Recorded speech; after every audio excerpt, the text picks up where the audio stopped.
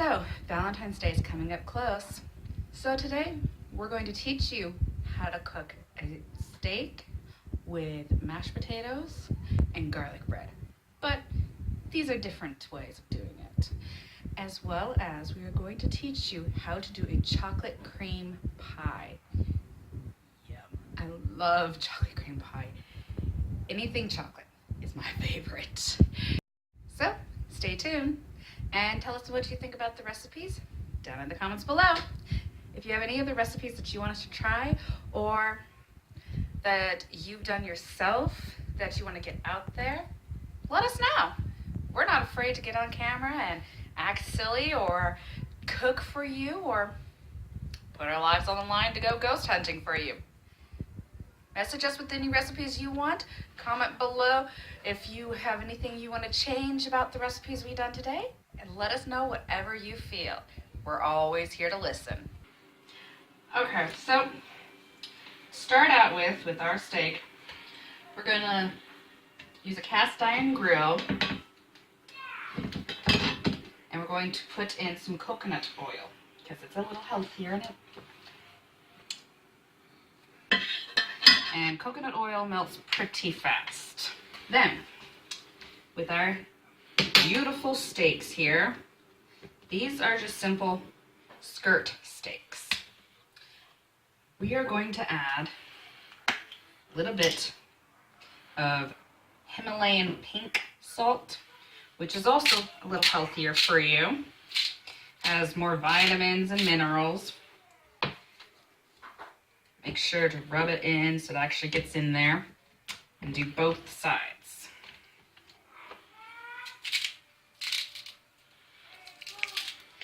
Don't need a lot of salt because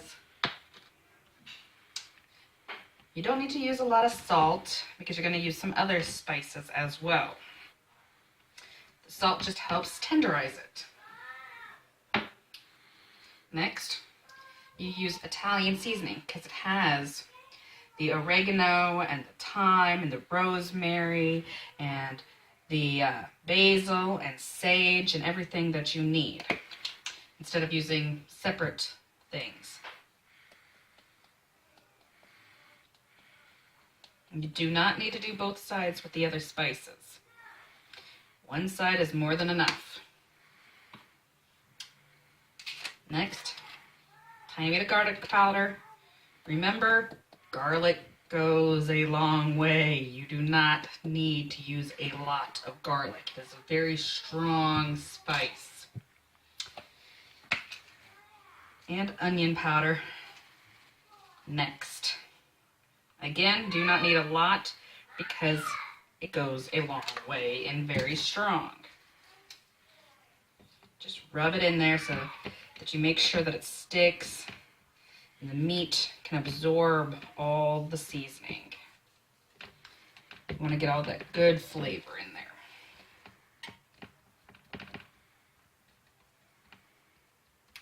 And when your skillet is smoking like this, I don't know if you can see the smoke. You can see the smoke. That's when you know your skillet's ready.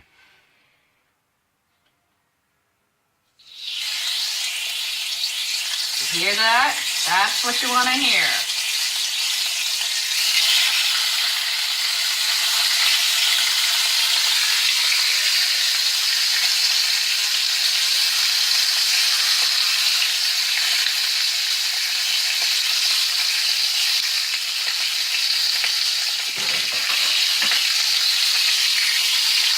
Now, you just want enough on the underside to seal in the juices.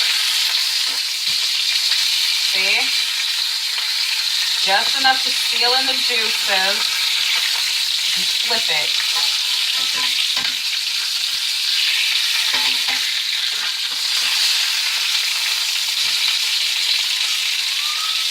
Then once you seal in the juices, you can turn down the temperature to medium-high heat, okay?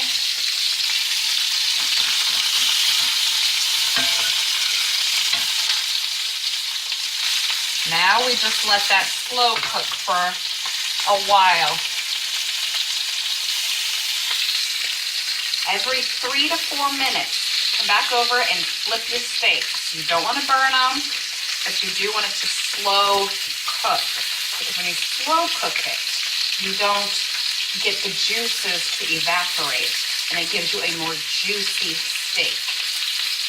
You can tell whether or not it's done, well done, medium well done, by simply pushing on the steak.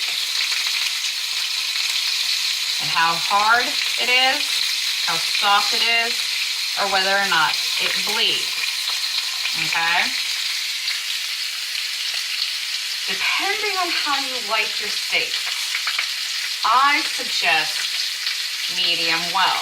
So there's still that tiny, tiny bit of pink. It's not completely brown, and it's not bleeding red. It still has that little bit of pink, so it gives you a little bit juicier of a flavor. That's what I suggest. Come back when the steak's done, and we'll start on our mashed potatoes. Now that the steaks are done, you just want to let them sit and rest. If you cut into them too soon, all the juices will come out. They won't be as juicy as you want. See all the juice that's just coming out when I push? As they rest, the juice that you see down here will start getting sucked up. It will not get all the way back in, but it will be sucked up a little bit more. And the steak will be juicier.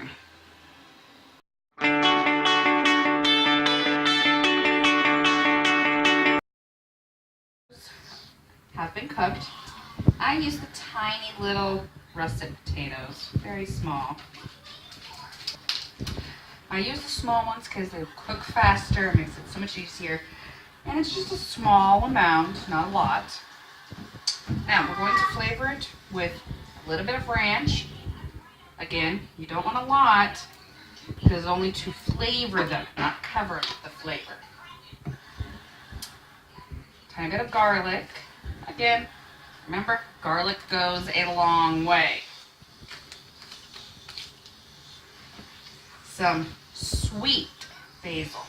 Remember, there's different types of basil. There's savory basil and there's sweet basil. This one is good for things like potatoes or occasionally like chicken or other things like that, but definitely not for steak.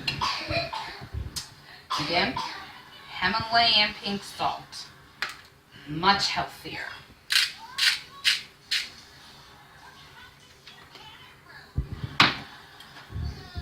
Of course, everybody has to have butter with their potatoes. Nothing new there. And the butter will help cream your potatoes. Then, just a splash of milk. You don't want a lot. Maybe at most a 1/4 cup of milk. That will also help cream your potatoes.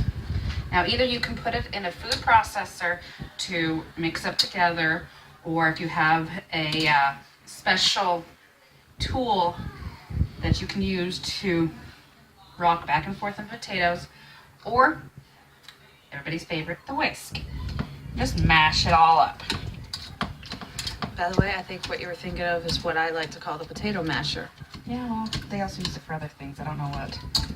I don't know what either. You can cut it off because they don't need to watch me do that. Now next, what I'm going to do is make your garlic bread. If you don't want to go to the store to buy a pre-made loaf, go to the store and purchase some butter and garlic powder and a French loaf of bread. That is a French bread. Slice it down the center, then make regular slices. Put your butter on and sprinkle some garlic powder. Let's come back when I'm finished, shall we? Now that that's done, put your slices of bread onto a tin into the oven for about 5 to 10 minutes at 350. Not more than 10 minutes or you will end up with croutons. There you go. The perfect Valentine's Day dinner for your loved one. Mashed potatoes, they do not have to be completely smooth. You can have some chunks in it. Tastes good that way. Nice, juicy steak. And beautiful golden brown garlic bread. Now, stay tuned, because next we're going to make a chocolate cream pie for the dessert.